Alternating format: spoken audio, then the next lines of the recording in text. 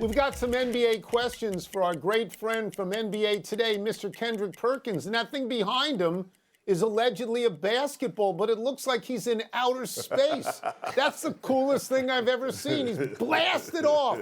Let's start with this. Let's say you were on the Warriors team right now, and you just lost Steph Curry for what they say is a few weeks, or it could be more. Wilbon says you've had this elbow injury yourself. So what are you thinking to yourself? What are you thinking to yourself, and what are you saying to your teammates? Yeah, shoulder, I'm sorry. What are you saying to your teammates, and what are you saying to the media? Well, you know what? I mean, to my teammates, I'm saying this is a time for us to even come together even more. And, like, everybody start to realize or point the finger and say, you know what? Jordan Poole needs to step up. No, Andrew Wiggins needs to step up. No, Draymond Green needs to step up. Like, no, everybody needs to come together collectively and elevate their game. That's how you get it done when one of your superstars is out, right? You go out there, you compete hard. Steve Kerr got to do a great job of putting guys in position to be successful. And that's how you're going to overcome this. Going to overcome this with togetherness, playing with effort on the defensive end, getting those numbers back up because they rock bottom right now. So if you're the Warriors, don't blame one person or look for one person to elevate their game. They got to do it as a team. We'll move to something else that I know you were big on last year. You were like the first guy on the Grizzlies. They crushed the Bucks last night, as you know, by 41 points, a game ahead of the Pelicans in the West. Pelicans or Grizzlies? It's a new year. Which one of those two do you think has the edge right now? Can they win the West, either one of them?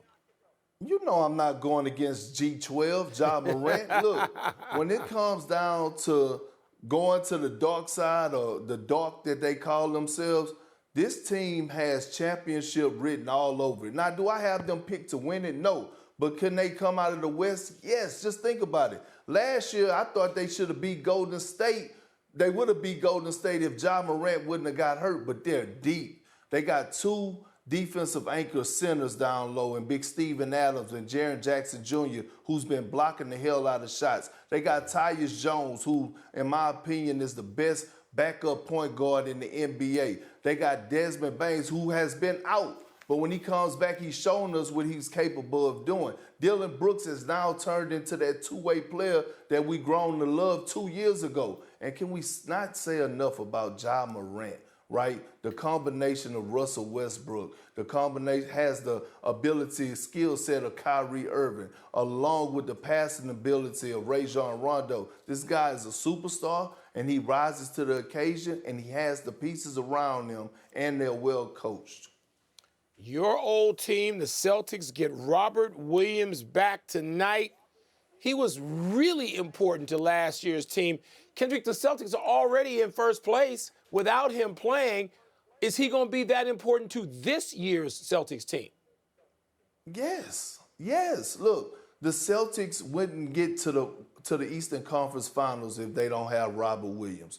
Robert Williams is that defensive anchor and that shot blocker that allows Jason Tatum, Jaylen Brown, and Marcus Smart to pressure up on those guards on the perimeter. When you have a guy back there that athletic, that's altering shots, it changed your whole landscape of your defense. Offensively, he is a dynamic roller, a lob threat at the basket. So with him being that type of guy that rolls to the basket with that type of force, it opens up driving lanes, and it also opens up wide open three-point shooting because you have to account for him diving to the basket. Robert Williams is everything for this team, and I think we saw that when they played against the Golden State Warriors and Clippers when they took those losses on the West Coast trip.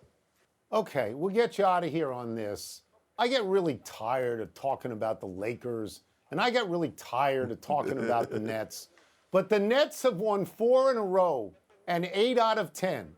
Have they actually convinced you that they are together now and they're a real team? Well, I got to straddle the fence on this one, Tony, because they have and they haven't, right? I look at Jacque Vaughn and the hell of a job he has done, you know, holding them accountable. And I'm watching those guys scramble around defensively or sharing the ball on the offensive end. But then they haven't, because they really haven't beat anybody.